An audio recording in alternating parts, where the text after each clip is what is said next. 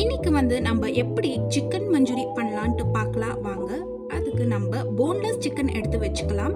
அது கூட 1 table spoon of salt, ginger garlic paste, chilli powder, pepper powder and cornflour powder எடுத்து வச்சு நல்லா இதை கலக்கிக்கலாம். நல்லா இந்த மாதிரி. இப்போ நம்ம ஒரு கடாயில் எண்ணெயை ஊற்றி நல்லா சிக்கனை ஃப்ரை பண்ணி எடுத்து வச்சுக்கலாம்.